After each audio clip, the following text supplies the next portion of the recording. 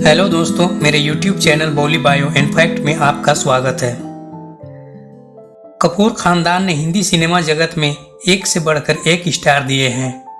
पृथ्वीराज कपूर से लेकर रणवीर कपूर तक, यानी 4 पीढ़ी तक कपूर खानदान की हिंदी सिनेमा में योगदान को कभी भुलाया नहीं जा सकता। शम्मी कपूर उन्हीं में से एक हैं जिन्होंने हिंदी सिनेमा में अपने अभिनय से फैंस के दिलों में 4 दशक तक राज किया। पृथ्वीराज कपूर के 3 बेटे थे, राज कपूर, शम्मी कपूर और शशि कपूर। आज हम शम्मी कपूर के बर्थ एनिवर्सरी पर उनसे जुड़े कुछ रोचक किस्सों की बात करने वाले हैं।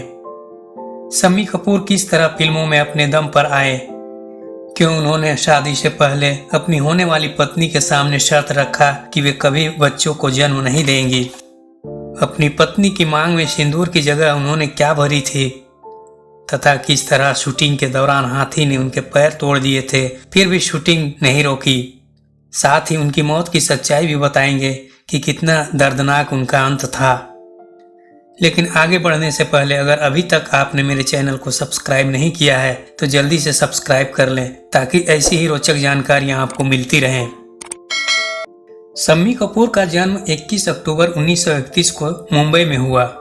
उनका बचपन का नाम शमशेर राज कपूर था, लेकिन घर में सभी उन्हें प्यार से शम्मी बुलाते थे।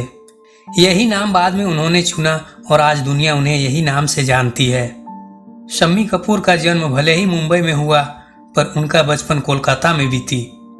दरअसल उनके पिता पृथ्वीराज कपूर को बंगाली फिल्मों में काम मिल गया था, अतः वे सपरिवार कोलकाता चले गए। वहां पर वे 8-9 सालों तक रहे, अतः शम्मी कपूर का दाखिला कोलकाता के ही स्कूल में करा दिया गया। जब पृथ्वीराज कपूर वापस मुंबई आए तो फिर से शम्मी कपूर ने पढ़ाई शुरू किया। पृथ्वीराज कपूर ने उसी दौरान पृथ्वी थिएटर का निर्माण किया। शम्मी कपूर का सपना था इंजीनियर बनने का, अतः वे स्कूलिंग के बाद साइंस लेकर कॉलेज में पढ़ने लगे। लेकिन घर में फिल्मी माहौल था, अतः शम्मी कपूर का रुझान धीरे धीरे पढ़ने में कम होने लगा और फिल्मों में झुकाव बढ़ने लगा। एक दिन शम्मी कपूर अपने पिता के पास गए और कहा कि मैंने पढ़ाई छोड़ दी है। इस पर पृथ्वीराज कपूर ने कहा, कोई बात नहीं, कल से थिएटर ज्वाइन कर लो। अतः उन्होंने सन 1948 में बतौर जूनियर आर्टिस्ट अपने करियर की शुरुआत की, जिसके लिए उन्हें 50 रुपये मिलते थे। 5-6 साल तक बतौर जूनियर आर्टिस्ट काम करने के बाद शम्मी कपूर को बतौर नायक पहला ब्रेक मिला 1953 में। फिल्म थी जीवन ज्योति, लेकिन ये फिल्म असफल रही। उसके बाद उन्होंने रेल का डब्बा, चोर बाजार, नकाब और मेम साहब जैसी कई फिल्में की, लेकिन सफलता हाथ नहीं लगी। आखिरकार उन्हें पहली सफलता निर्देशक नासिर हुसैन की फिल्म तुम सा नहीं देखा में मिली। इसके बाद तो शम्मी कपूर का फिल्मी सफर चल निकला। उन्होंने अपने करियर में बतौर नायक 50 से ज्यादा फिल्मों में काम किया, तो वहीं पर 20 के करीब फिल्मों में सहायक किरदार में नजर आए। 1961 में फिल्म जंगली में उन्हें अपार सफलता मिली और वे सुपरस्टार के श्रेणी में आ गए। इस फिल्म का एक गाना कोई मुझे जंगली कहे याहू ने तो उन्हें याहू मैन से ही पहचान दिला दी। उनकी प्रमुख फिल्में रही तुम सा नहीं देखा, दिल दे के देखो, जंगली, दिल तेरा दीवाना, प्यार किया तो डरना क्या, राजकुमार, तीसरी मंजिल, कश्मीर की कली, जानवर, तुमसे अच्छा कौन है, पगला कहीं का और अंदाज। वे अपनी एक्टिंग और काम के प्रति बहुत सीरियस रहते थे। एक बार फिल्म राजकुमार के शूटिंग के दौरान हाथी की गर्दन में जंजीर बंधी हुई थी। हाथी ने जब अपना गर्दन घुमाया तो शम्मी कपूर का पैर उसमें फंस गया और उनका एक पैर टूट गया, लेकिन उन्होंने शॉट जारी रखा। हालांकि इसके बाद वे 3 महीने तक शूटिंग नहीं कर पाए। बिस्तर में पड़े पड़े इसी दौरान उनका वजन बढ़ने लगा। इसके बाद शम्मी कपूर का करियर का ग्राफ गिरने लगा, अतः उन्होंने 1-1.5 साल के लिए फिल्मों से दूरी बना ली।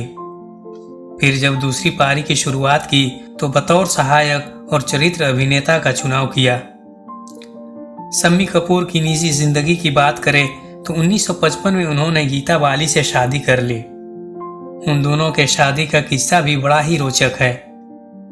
दरअसल 1955 में रानी खेत में केदार शर्मा की फिल्म रंगीन रातें की शूटिंग के दौरान शम्मी कपूर और गीता बाली में नजदीकियां बढ़ी और ये नजदीकियां प्यार में बदल गई। वे दोनों शादी तो करना चाहते थे, पर शम्मी कपूर को डर था कि उनके परिवार वाले इस रिश्ते को नहीं मानेंगे, क्योंकि गीता बाली उम्र में शम्मी कपूर से 1 साल बड़ी थी। फिर भी शम्मी कपूर ने गीता से शादी का प्रपोजल रखा तो गीता ने तो एक बार मना कर दी। शम्मी कपूर नहीं माने और फिर से एक दिन गीता को शादी के लिए मनाने लगे। इस पर गीता बाली ने कहा, शादी करूंगी पर एक शर्त में, शादी आज ही करनी होगी, और अगर आज नहीं हुआ तो फिर कभी नहीं होगा। शम्मी कपूर इस अचानक के फैसले से परेशान हो गए। फिर उन्हें जॉनी वॉकर साहब की याद आई। दरअसल जॉनी वॉकर हाल ही में मशहूर अभिनेत्री शकीला की बहन नूर को भगाकर शादी किए थे। अतः शम्मी कपूर उनके पास मदद मांगने गए तो उन्होंने कहा कि मैं तो मस्जिद में शादी कर लिया हूँ, पर आपको तो मंदिर जाना पड़ेगा। वे भागे भागे गीता बाली के साथ मंदिर पहुंचे। वहां पर कुछ इंतजार करने के बाद शादी तो हो गई, पर मांग में सिंदूर भरने का समय आया तो वे जल्दबाजी में सिंदूर ले जाना ही भूल गए थे। अंततः गीता बाली ने अपने पर्स से लिपस्टिक निकाल कर दी और फिर शम्मी कपूर ने गीता बाली के मांग में सिंदूर की जगह लिपस्टिक भर दिया। उन दोनों ने घर आकर शादी कर लेने की बात बताई तो घर वाले एक्सेप्ट कर लिए। उनके 2 बच्चे भी हुए, एक बेटा आदित्य राज कपूर और बेटी कंचन कपूर। सब कुछ ठीक चल रहा था कि 1965 की शुरुआत में गीता बाली बीमार पड़ गईं। उन्हें चेचक हो गया था और वे बिस्तर में पड़ गई थी। हालात बिगड़ती चली गईं और आखिरकार 21 जनवरी 1965 को गीता बाली का निधन हो गया। इस हादसे की वजह से शम्मी कपूर टूट से गए थे। इसके बाद उनके घर वाले दूसरी शादी के लिए शम्मी को कहते तो वे मना कर देते। बार बार की रिक्वेस्ट पर शम्मी कपूर शादी के लिए तैयार तो हुए, पर एक शर्त रख दी। दरअसल 1969 में जब नीला देवी से शम्मी कपूर की शादी हुई तो उन्होंने नीला देवी से पहले ही ये शर्त रख लिया था कि हमारे बच्चों के खातिर तुम अपने बच्चों को जन्म नहीं दोगी। इस शर्त को नीला देवी ने माना भी और जिंदगी भर के लिए निभाया भी। शम्मी कपूर का फिल्मी करियर सफल रहा। उन्हें 1967 में फिल्म ब्रह्मचारी और 1982 में फिल्म विधाता के लिए फिल्म फेयर अवार्ड मिला। 1995 में उन्हें film fair life time achievement से भी सम्मानित किया गया। वे आखिरी बार 2011 में फिल्म रॉक स्टार में रणवीर कपूर के साथ नजर आए।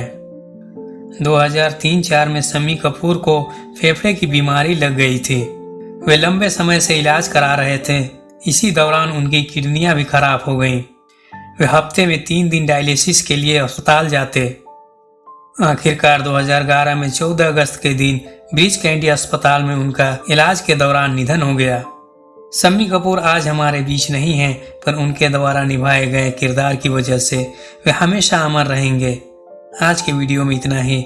वीडियो अच्छी लगी हो तो कमेंट में ज़रूर बताएं कि आपको शम्मी कपूर की कौन सी फिल्म अच्छी लगती है।